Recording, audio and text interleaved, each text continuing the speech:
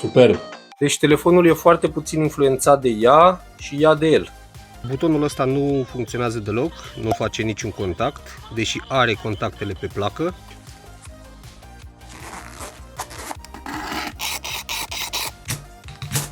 Bun. Salutare oameni buni și bine ați venit la încă un episod pe canal. De data aceasta am 10 obiecte, în mare parte sunt pentru rucsacul de survival, pentru chestii de genul. Hai să-i dăm drumul și să vedem ce avem aici. Hai să le desfacem undeva pe aici, să nu tăiem ceva.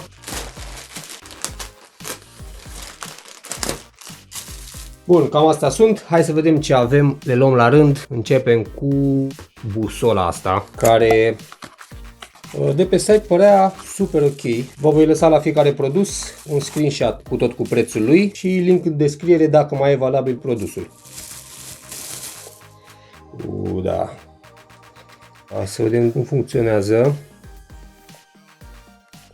E replică normal, la prețul ăsta n-avea cum să fie altfel. E replică după alte busole de tipul ăsta de armată. Uite, de exemplu, busolele originale, în momentul în care ăsta se închide până la punctul ăsta, undeva pe aici, nu se mai rotește busola. În cazul nostru se rotește, dar nici nu mă interesează să o facă fixă. Pe mine mă interesează să funcționeze ok. Deci, nordul e încolo. Aici, în mâna mea. E, mă rog, pe undeva pe aici, da. Funcționează bine, momentan, da. Hai să întoarcem un pic. Ia. Deci pe undeva pe aici, da?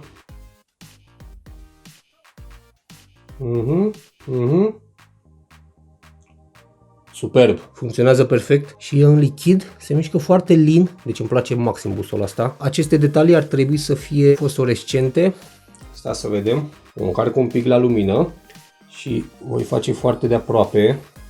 Nu prea am cum să fac întuneric, pentru că intră lumina din jur. Stați că mă uit eu. Da, sunt fosforescente. Foarte bine. Aici ar trebui să am o lupă. E o lupă. Are o riglă aici. E o riglă nu pentru măsurătoare în centimetri, ci pentru hărți. Da, e 1 la 25.000. Pare ok. E plastic, doar nu mă deranjează la prețul ăsta. E ok. Și mai avem detaliul ăsta pe care nu l-am încercat. Așa și funcționează chestia asta care se rotește, depinde cum se vrea a fi poziționată, asta se rotește într-un unghi anume și etc. Pare o busolă chiar ok, big like pentru asta, deci pe asta cred că o așteptam cel mai mult în această comandă, corespunde perfect descrierii. Punem asta așa, siguranța asta care, da, e dintr-un metal ceva. Hai să o verificăm și cu busola telefonului, direcția pare aproximativă. Ia să punem așa una lângă alta. Hop. Are puțin magnet ea, pentru că e magnetizată. Și ați văzut cum derutează busola telefonului. Ce tare. Dacă dau aici. Interesant asta. Pare mai orizontală ea decât telefonul. Da, e influențată foarte puțin de telefon. Deci nu o pot pune lângă telefon să văd exact cum e. Uitați aici, arată mai orizontal, adică mai spre telefon. Dacă o dau aici, uitați-vă la ea. Vedeți, se dă mai în sus. Dacă o dau din nou aici, se dă iar mai în jos. Deci telefonul e foarte puțin influențat de ea și ea de el. Ne uităm aici, ne uităm acolo, sunt cam la fel, e în regulă. Și următorul obiect. E un radio mic, portabil. Hai să îl verificăm, să vedem ce și cum. Avem punguță cu bule, un mic manual, o hârtie. Cam asta este. Avem FM, AM și SW de la 1 până la 7. Avem aici selectarea SW-urilor. Avem antenuță, se lungește până la, nu știu să zicem care e, asta e așa. Care se lungește până la 33 de centimetri. Ideea e să fie portabil și să prindă radio, că asta e el, un radio.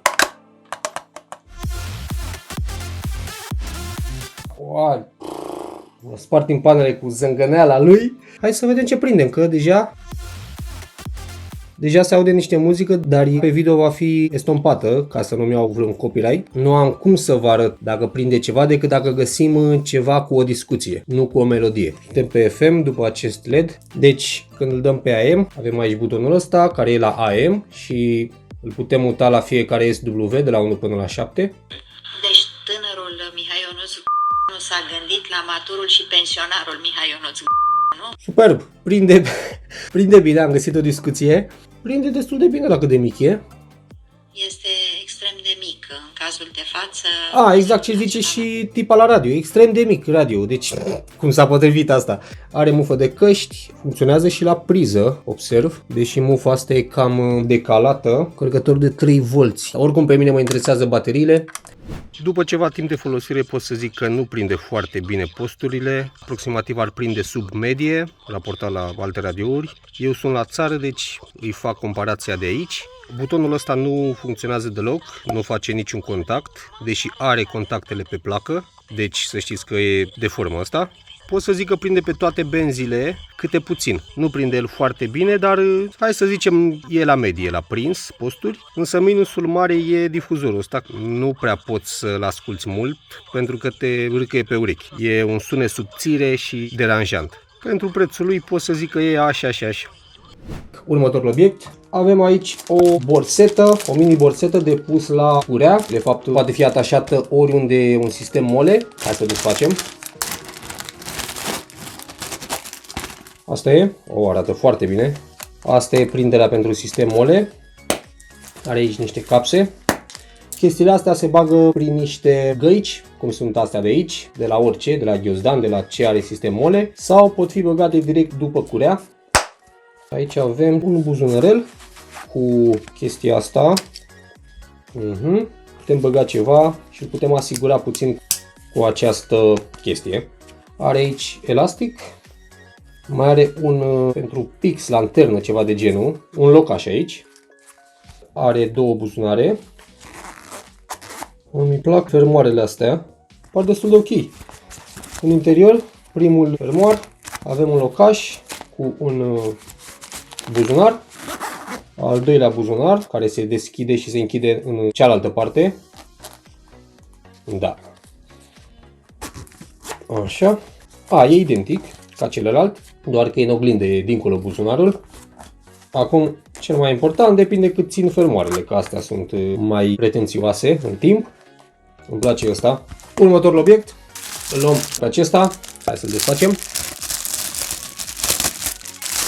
El este un burete, se desface așa. Poate fi folosit ca și pernuță. De exemplu, mergem prin pădure, găsim orice să stăm jos, un buștean, o piatră și în caz că e ud sau rece, punem asta. Are o grosime de 7-8 mm, de fapt e 1 cm cu tot cu bule. Mărimile vi le voi afișa eu pe ecran, că nu le mai țin minte.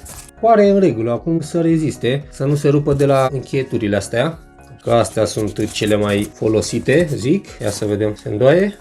Da, nu se rupe, nu se sparge ca un polistiren. Pare ok. E moale, dacă e un pic termic, mai ține și de umezeală, e super. Am aici 2 bucăți de piele, vinilin, ceva de genul. Ele sunt proiectate pentru a fi funduri pentru genți, dar eu nu le-am luat pentru asta. Le-am luat pentru a face o teacă pentru un cuțit. Am un cuțit simplu, dar foarte bun. Și vreau să-i fac o teacă. Și m-am gândit, ce să iau eu, ce piele să iau eu, ce ceva de genul să iau. Deci are, cred că vreo 4 mm. Am luat 2, una pe parte, alta pe cealaltă parte. Și trecem la următorul obiect, care are legătură cu ele. Foarte bine lipită punga asta. E o unealtă cu care să dau găuri în chestia asta. Cel mai probabil nu voi coase în găurile astea existente, așa că va trebui eu să dau găuri. Și am zis să iau una de 2, că o pot coti la o adică. Dar sunt destul de ascuțite astea. E un metal cu 2 chestii care găuresc. Asta e ideea. Pare ok și ăsta. Următorul obiect este un fierăstrău tip sârmă. O punguță în altă punguță.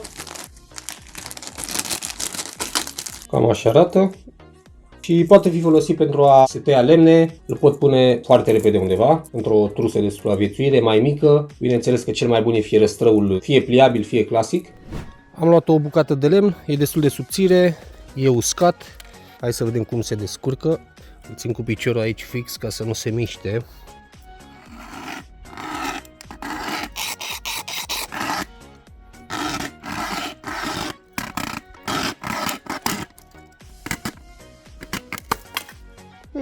Bun, nu s-a rupt.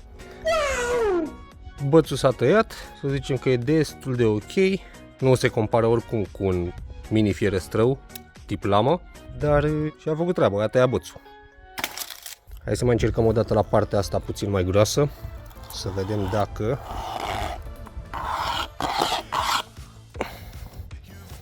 Azi că se înțepenește foarte tare. Am văzut în poze și cred că așa ar fi ideal să pun un băț și să o pun pe asta ca pe o sfoară de arc. Ia că e și mai simplu așa de fapt. Bine, asta dacă stă bățul.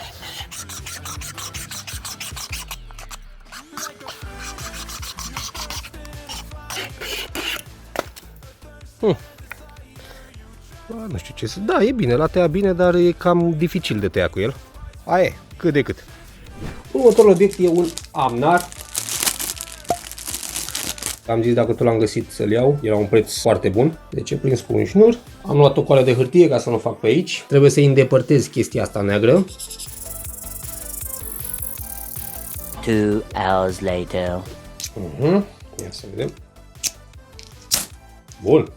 Hai să stingem lumina puțin. Stați că eu am pus coala asta, dar tot dau pe lângă, pentru că eu stau mai sus. Bun.